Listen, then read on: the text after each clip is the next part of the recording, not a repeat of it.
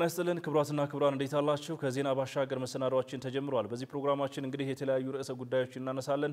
ስለ ወቅታዊ የቢዝነስ፣ የኢኮኖሚ፣ የኢንቨስትመንትና የንግድ የሥራ ጉዳዮችን ያነሳን የተቋማት የሥራ ኃላፊዎችን እየጋበዝን የዘርፉ ባለሙያዎችን እየጠራን ማብራሪያ ትንታኔና ግልጽነት እንፈጥራለን። በዛሬ ከዜና ባሻገር መሰናዶአችንም ሰሞነኛ ጉዳይ የጠቅላይ ሚኒስትሩ የሕዝብ ተወካዮች ምክር ቤት የኢኮኖሚ ጉዳዮች ማብራሪያን በተመለከተ ሰፋ ያለ ቆይታ እናደርጋለን። በዚህ ጉዳይ ላይ ሰፋ ያለ ማብራሪያ የሚሰጡን ደግሞ አቶ ክቡር ገና ናቸው። የኢትዮጵያ ምጣኔ ሀብትን በቅርበት በመከታተልና ትንታኔ በመስጠት ይታወቃሉ። አቶ ክቡር እዚህ ስለተገኙ ከልብ እናመሰግናለን። እኔም አመሰግናለሁ። መልካም እንግዲህ እንደሚታወቀው ከሰሞኑ ጠቅላይ ሚኒስትር ዶክተር አብይ አህመድ በፓርላማ ተገኝተው ከህዝብ እንደራሴዎች ምክር ቤት የተነሱ ጥያቄዎችን ማብራሪያ ሰጥተዋል። በተለይም ደግሞ ኢኮኖሚያዊ ጉዳዮች ሰፊ ትንታኔ የተሰጠባቸው ሰፋ ያለ ጊዜ የተወሰደባቸው ነበሩ።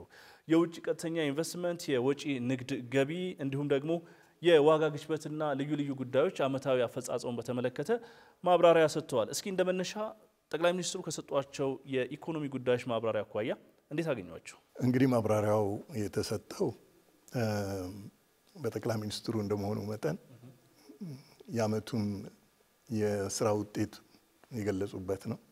በተለይ ደግሞ ለውጦችን በሚመለከት እነዛ ለውጦች ወደፊት የሀገሪቷን እድገት የበለጠ እንደሚያስፋፉ አድርገው ነው ያቀረቡት። አሃዝም ሰጥተዋል። በምን ደረጃ እድገቱ ሊራመድ እንደሚችል።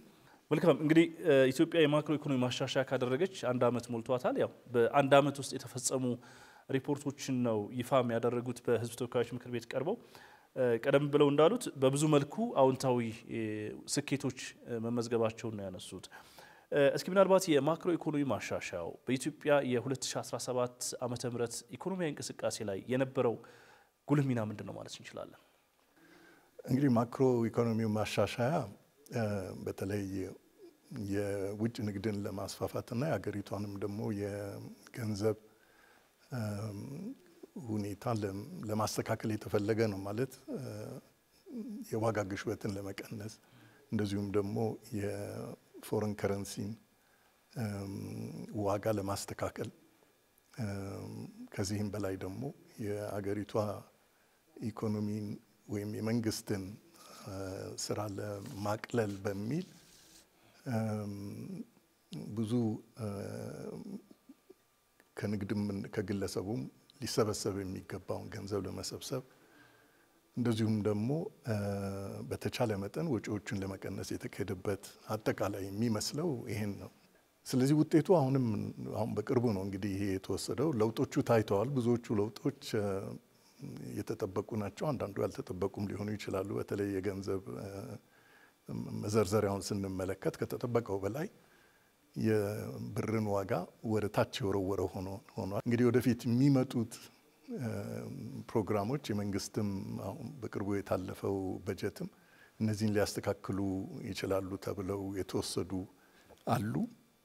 እንግዲህ ሊታይ የሚችሉበት ሁኔታ እንግዲህ በሚቀጥሉት 3-4 ወር ይታያል ማለት ነው። ሌላኛው 2017 በብዙ መልኩ ስኬታማ ዓመት እንደሆነ ማሳያ ነው ብለው ጠቅላይ ሚኒስትሩ ካነሱት ጉዳይ አንዱ ታላቁ የኢትዮጵያ ህዳሴ ግድብን ጨምሮ በርካታ ሜጋ ፕሮጀክቶች የተፈጸሙበትና የተመረቁበት ነው። እንደው የነዚህ ትልልቅ ፕሮጀክቶች መጠናቀቅ ለሀገራችን ምን ያክል አስቻይ ናቸው ማለት እንችላለን?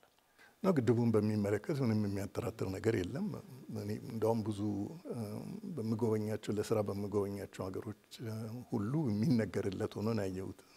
አንደኛ ዛሬ እንደዚህ አይነት ግድብ በአፍሪካ ውስጥ የመጀመሪያው ትልቁ ተብሎ የሚነገርለት ነው። ማለቁ ሁሉም የኢትዮጵያን ህዝብ በሙሉ ያስደሰተ ነው እና ውጤቱም ደግሞ ወደፊት የሚታይ ነው። ምክንያቱም አሁን ግድቡ ነው ያለቀው። ያንን ግድብ ደግሞ ወደ ኃይል ለመለወጥ የሚያስፈልጉ ኢንቨስትመንቶች አሉ። ለማዳረስ አገሪቷ ውስጥም ሆነ ወደ ውጭም ለመላክ በሚቻልበት ሁኔታ እንደገና ኢንቨስት ተደርጎ የሚካሄድበት ቦታ አለ። ይሄ እንግዲህ ወደፊት ትልቁ ተስፋ ነው። ምንም እንኳን የፖለቲካ የራሱ የሆነ የጂኦፖለቲካ ችግርም ቢኖርበት ካሁን በኋላ ያንን ለማቆም የሚያስችል ነገር ያለ አይመስለኝም። ሌሎቹ ገና በጅምር ነው ያሉት፣ በተስፋ ነው የተሰጡት። ለምሳሌ የማዳበሪያውን ብንወስድ እንግዲህ ስምምነት ነው የተፈረመው። የሚቀጥሉት ወራት የሚቀጥሉት ዓመታት ይፈጅባቸዋል ገበያ ላይ ወጥቶ ያንን ወደ ስራ እንዲለወጡ ግን መሰረቱ ተጥሏል። ያ ራሱ አንድ ትልቅ እንድምታ ነው። እንግዲህ በዛ መልኩ ነው መውሰድ ያለብን ብዬ ነው የምገምተው። ያው የታላቁ የኢትዮጵያ ህዳሴ ግድብ ተጠናቆ ለአገልግሎት በቅቷል። ይሄ ትልቅ ብስራት ነው ለኢትዮጵያን የመስራት የመቻል አቅማችን ማሳያ ይመስለኛል። ታላቁ የኢትዮጵያ ህዳሴ ግድብ ለሌሎች ሜጋ ፕሮጀክቶችም ማነሳሻ ይሆናል ተብሎም ይታመናል። ትልቅ የእንችላለን መንፈስም ያሰረጸ ስለሆነ እንደው ከዚህ ጋር አያይዘን ኢትዮጵያ አሁን የጀመረቻቸው የማዳበሪያ የነዳጅ ማውጣት ስራ ለምን ይሄን አነሳውኝ? ኢትዮጵያ ከፍተኛ የውጭ ምንዛሪ ፍላጎቷን ይወስዱ የነበሩት እንደ ማዳበሪያና የነዳጅ ፍጆታዎች ናቸውና እነዚህ ውጥን ፕሮጀክቶች ምናልባት በቀጣይ የኢትዮጵያ ኢኮኖሚ ላይ ምን ያክል አይነተኛ ለውጥ ይኖራቸዋል ማለት እንችላለን? ነዳጅ ወጥቷል። የነዳጅ ገቢ የሀገሪቷን ኢኮኖሚ የበለጠ ያሳድጋታል የሚለው በሀሳብ ደረጃ ብንወስደው ወደዛም ለመሄድ ስለተፈለገ ማለት ጠቅላይ ሚኒስትሩ ከዛ በፊትም አንድ 4-5 ትልልቅ ፕሮጀክቶች ገልጸዋል። ይሄ የሚያሳየው ምንድነው? ሀገሪቷ ላይ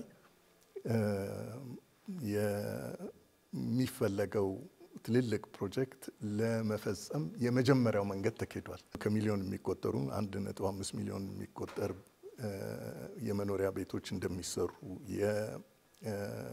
የነዳጁ እንግዲህ ገበያ ላይ ሊወጣ የሚችልበትን በማስቀመጥ የኤርፖርቱ መስፋፋት እነዚህ ተስፋ የሚያሰጡ እና የሀገሪቷ ሌላም ኢንቨስተር ከውጭ ያለ ይሄንን ጉዳይ እነዚህ አይነት ነገሮች በኢትዮጵያ ሲሰሩ ገንዘብ አለ የሚለውና እኛም ከዛ ተካፋይ መሆን አለብን በሚል የኢንቨስትመንትን አሃዝ ሊያሳድግ የሚችሉ ናቸውና የ30 ቢሊዮን ዶላር ፕሮጀክቶች ማለት የ30 ቢሊዮን ዶላር ቀላል ገንዘብ አይደለም። ብዙ ሰው ሊስብ የሚችል ነገር ነው። ግን ገና ወደ ስራ አልተገባም፣ ገና ኮንትራክት አልተፈረመም፣ ገና የመጀመሪያው ቁፋሮ አልተካሄደምና ያንን በመገንዘብ ነው ተስፋ ሰጪ ነው ብለን መገመት የምንችለው። ምናልባት በነዳጅ የሚሰሩ ተሽከርካሪዎች ወደ ሀገር ውስጥ እንዳይገቡም አቅጣጫ ተቀምጧልና ተፈጻሚነት እየገባ እንደሆነ ማሳያ ይመስለኛል ብዬ ነው።